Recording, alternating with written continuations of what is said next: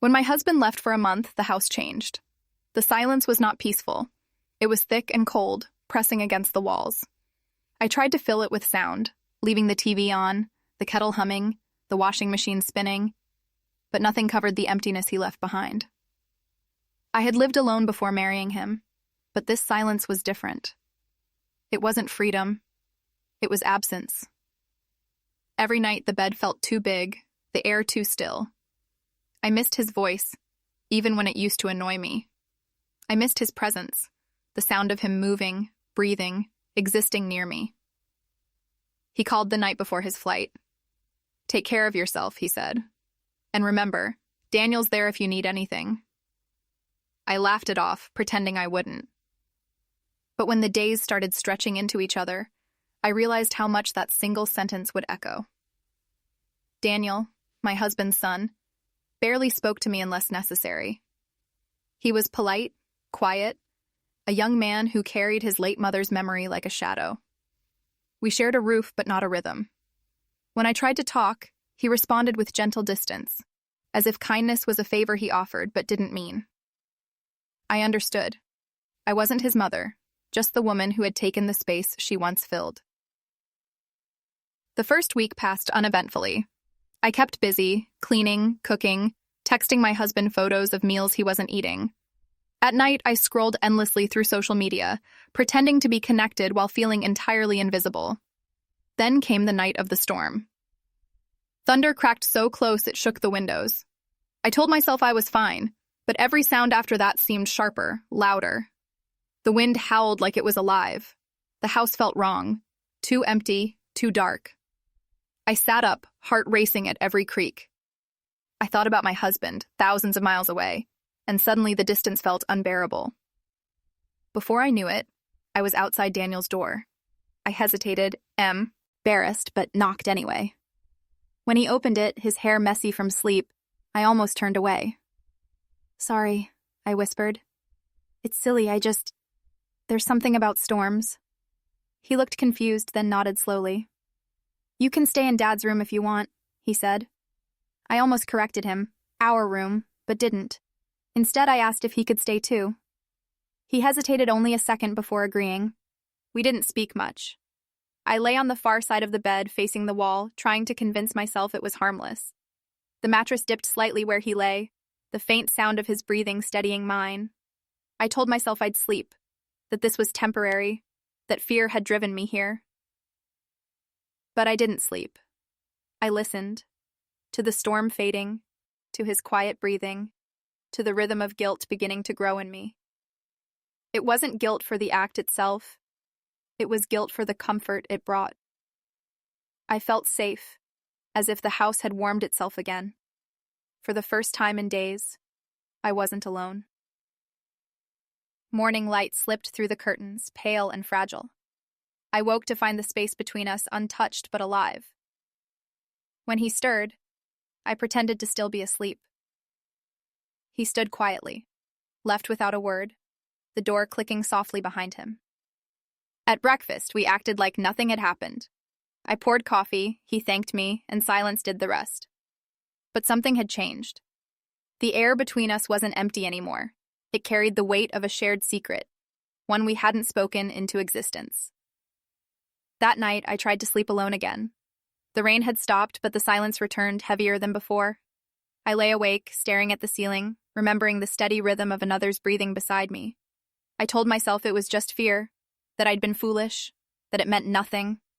But the truth slipped in quietly, undeniable. Fear had only been the excuse. What I felt that night wasn't about thunder or loneliness. It was about connection. One I shouldn't have wanted, one I couldn't explain. I told myself I'd forget it by morning, but I knew even then that I wouldn't. The line had been crossed, not wit. After that first night, the silence between us was no longer empty.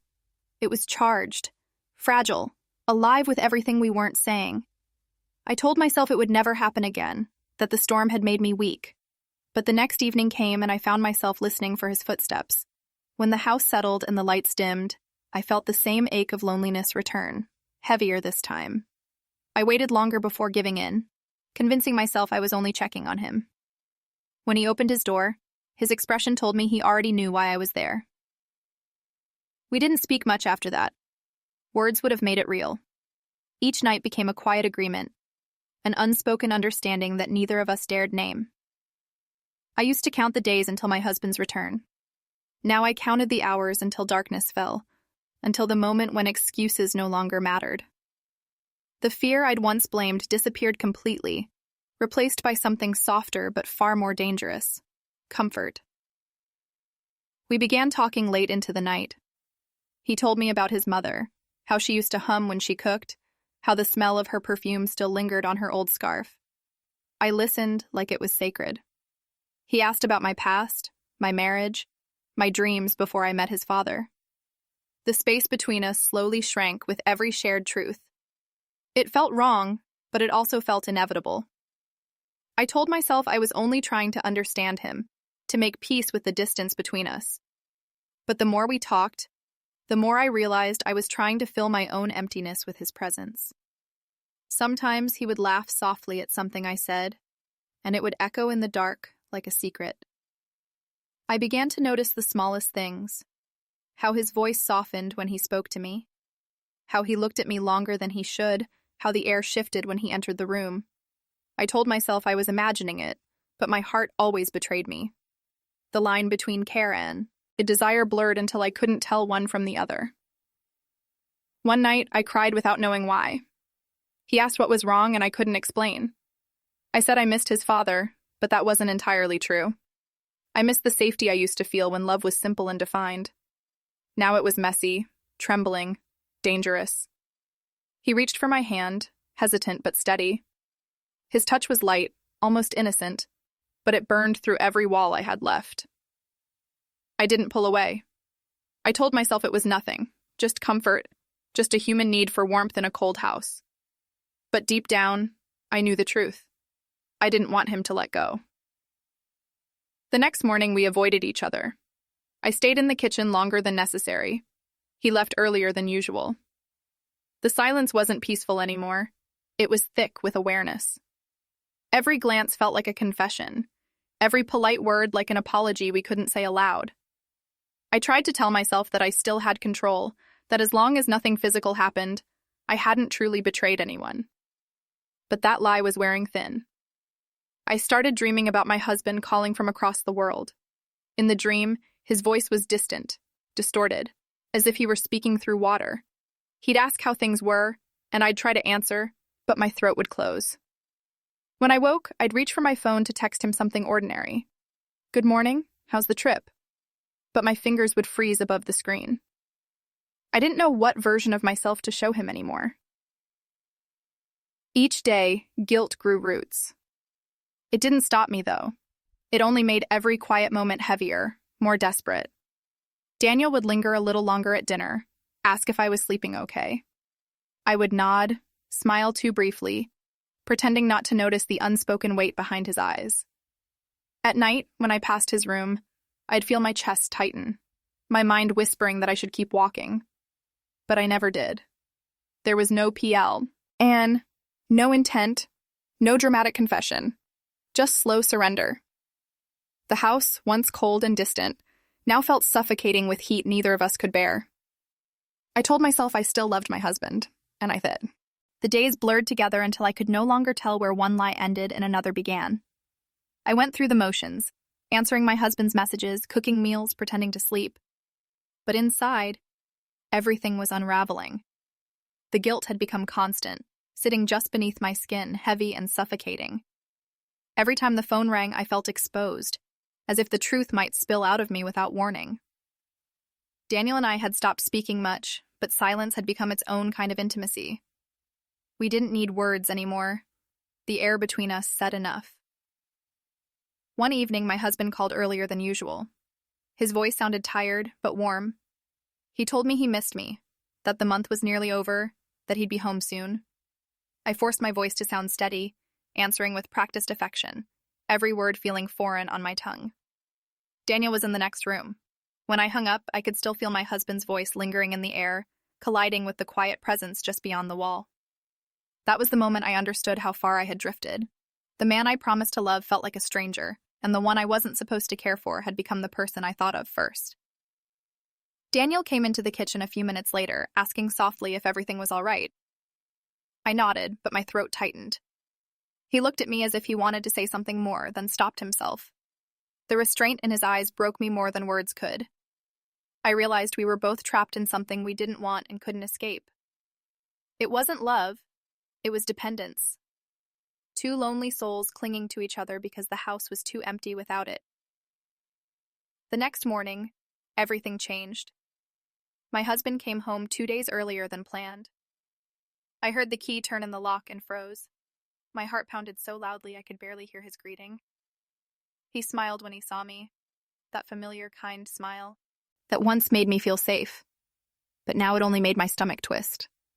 Behind him, his suitcase rolled across the floor, a reminder that reality had returned.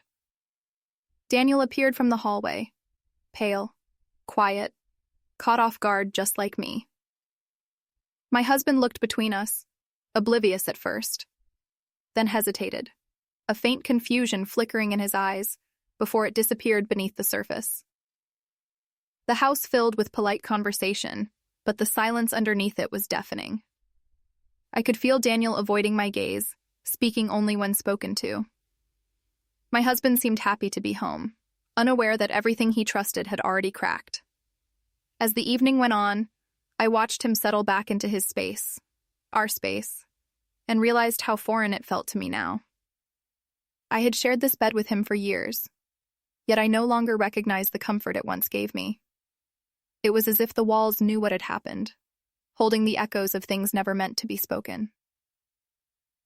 That night, I lay beside my husband, pretending to sleep. Every breath he took reminded me of the distance between who I was and who I'd become. I kept waiting for him to ask, to notice something different, to look at me the way he used to. But he didn't. Maybe he sensed it. Maybe he didn't want to know. Some truths destroy quietly, without confrontation. I turned my face toward the dark and bit down on my guilt until it almost felt like relief. In the days that followed, life returned to normal on the surface. We ate breakfast together, watched the news, exchanged small talk. Daniel grew distant again, polite but guarded, retreating into himself. I wanted to apologize, but there were no words that wouldn't make it worse. I thought about confessing to my husband, but I knew it would only break what little remained. So I stayed silent, living in a house filled with ghosts of moments I could never erase. Weeks passed. My husband began traveling again, and each time he left, I swore I wouldn't let the loneliness swallow me. I told myself I'd learned my lesson, that I understood now how easily comfort could turn into sin, but lapped.